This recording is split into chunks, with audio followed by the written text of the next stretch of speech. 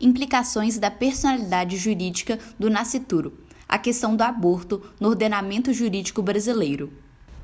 O aborto é conceituado como a interrupção da gravidez antes do seu termo normal, com ou sem expulsão do feto, espontâneo ou provocado. Assim, para se determinar a possibilidade ou não de legalização do aborto, é essencial responder a uma pergunta: a partir de quando o nascituro recebe personalidade jurídica?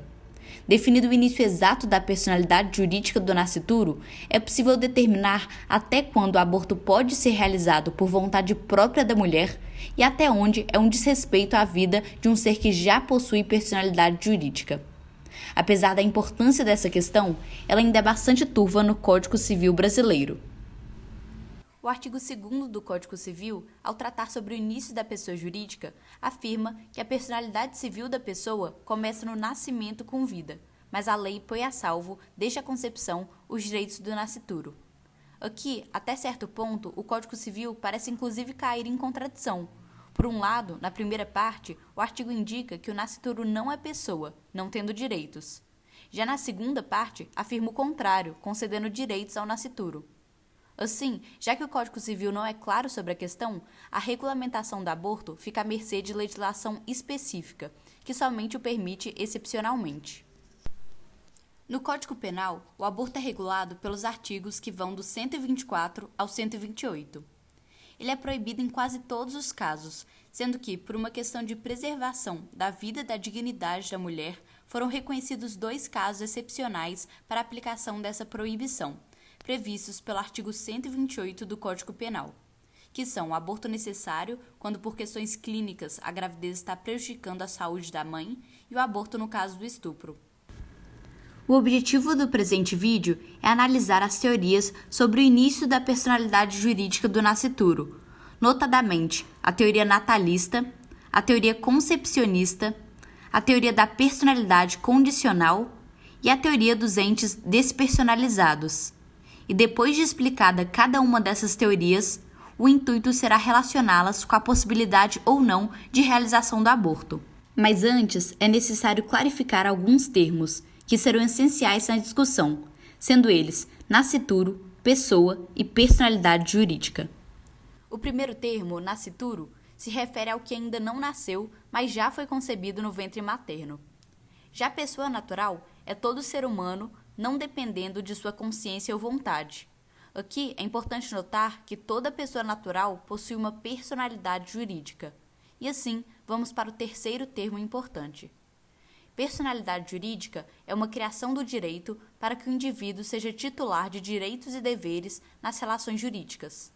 É importante destacar que a personalidade jurídica de uma pessoa só seria perdida no caso de que ela deixasse de ser reconhecida como uma pessoa, ou seja, como um ser humano, e se tornasse assim um objeto, um escravo, o que felizmente já não é aceito no momento atual do nosso ordenamento jurídico. Ainda tratando sobre a personalidade jurídica, chama a atenção para o fato de que os direitos de personalidade são inerentes à personalidade jurídica. Esses direitos têm por finalidade a proteção da dignidade humana. Eles têm caráter absoluto e são inalienáveis e irrenunciáveis. A grande discussão no que tange ao aborto ocorre em torno do nascituro ter ou não personalidade jurídica. Afinal, caso ele tenha, passa a ser dotado desses direitos de personalidade, o que inclui o direito à vida, inviabilizando então o aborto. A doutrina apresenta 4 teorias principais acerca do enquadramento jurídico do nascituro, que serão aprofundadas agora. A teoria concepcionista sustenta que o nascituro é considerado pessoa, já que só pelo fato de estar no útero materno é um ser vivo, possuindo seus direitos resguardados pela lei. Assim, nessa qualidade de titular de direitos, é merecedor da mais ampla proteção jurídica. Ou seja, os concepcionistas defendem que o nascituro tem personalidade jurídica desde sua concepção, com apenas alguns direitos reservados a serem adquiridos após o nascimento. Para a exemplificação dessa teoria, uma citação de Farias e Rosenwald. Sem dúvida, a partir da concepção, a proteção à personalidade. Com efeito, o valor da pessoa humana, que reveste todo o ordenamento brasileiro, é estendido a todos os seres humanos, sejam nascidos ou estando em desenvolvimento no útero materno. Por outro lado, a teoria natalista entende que o nascituro não tem vida independente da mãe, por isso não possui personalidade jurídica própria, que só se iniciaria após seu nascimento com vida. Ou seja, para os teóricos natalistas, o nascituro não é uma pessoa e não tem personalidade jurídica, possuindo apenas mera expectativa de direitos.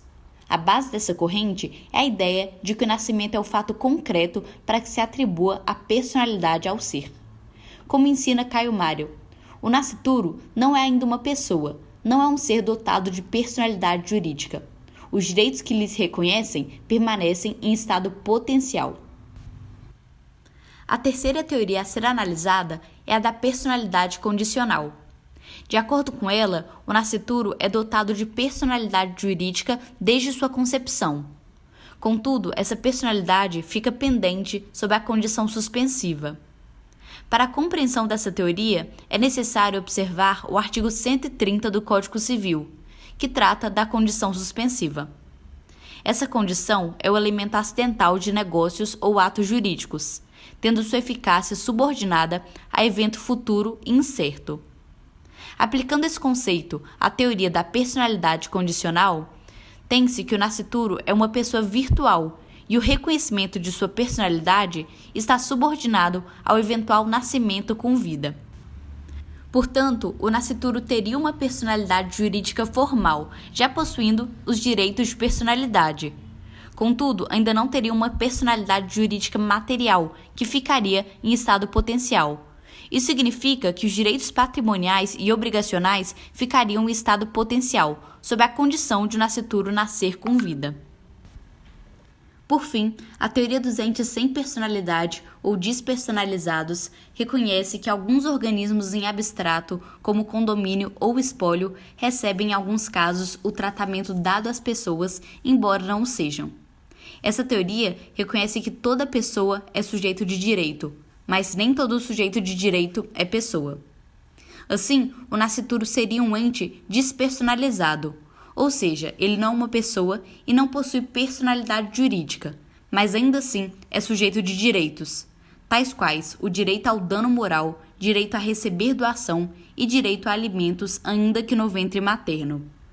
Nesse sentido, Fius afirma que toda pessoa é sujeito de direitos, mas nem todo sujeito de direitos é pessoa. Há casos em que o ordenamento jurídico atribui direitos a entes despidos de personalidade. São, pois, sujeitos de direito despersonificados. Essa é, sem dúvida, a melhor tese para solucionar o problema criado pela atribuição de direitos a entes não personificados. São sem personalidade. Portanto, conclui-se que, de acordo com a teoria que se adota, a possibilidade ou não de realizar o aborto se altera. Pela teoria natalista, o aborto seria totalmente passível de legalização. Isso porque, se o nascituro não é uma pessoa, ele é uma coisa. Assim, a teoria natalista recusa ao nascituro os direitos fundamentais relacionados à personalidade, tais como a vida. Já pela teoria concepcionista, a legalização do aborto é impraticável, visto que o nascituro já é uma pessoa possuindo as mais amplas proteções jurídicas. Pela teoria condicionalista, também se negaria a legalização do aborto, visto que, enquanto uma pessoa virtual, apesar de ainda ter os direitos materiais suspensos, o nascituro possui direitos de personalidade, incluindo a vida. Por fim, de acordo com a teoria dos entes despersonificados, o aborto não seria possível, visto que, apesar de não serem pessoas, os nascituros seriam sujeitos de direito, incluindo aqui o direito à vida. No que tange ao contexto brasileiro, a teoria que predomina dentre os doutrinadores do país e pela jurisprudência do STJ é a teoria concepcionista, que se mostra contrária à possibilidade de legalização do aborto. Contudo, em decisão recente da primeira turma do Supremo Tribunal Federal, houve o provimento do habeas corpus de uma prática de aborto com consentimento da gestante. De acordo com o relator, o ministro Luiz Roberto Barroso, não seria crime o aborto até o 3º mês da gestação. Tal decisão só é aplicada ao caso específico, mas mostra-se como promissora para a legalização do aborto. Na decisão do ministro, é possível ler: A criminalização, nessa hipótese, viola diversos direitos fundamentais da mulher. A criminalização é incompatível com os seguintes direitos fundamentais: os direitos sexuais e reprodutivos da mulher, a autonomia da mulher, a integridade física e psíquica da gestante e a igualdade da mulher. A tudo isto se acrescenta o impacto da criminalização sobre as mulheres pobres. É que o tratamento como um crime impede que essas mulheres que não têm acesso a médicos e clínicas privadas recorram ao sistema público de saúde para se submeterem aos procedimentos cabíveis. Por fim, conclui-se que a possibilidade ou não de realização do aborto é polêmica, visto que, de acordo com as diferentes teorias doutrinárias sobre o início da personalidade jurídica, é possível se chegar a respostas diferentes sobre o tema. Contudo, para além do debate jurídico, a questão do aborto é polêmica, principalmente pelas questões sociais, religiosas e econômicas que a envolvem.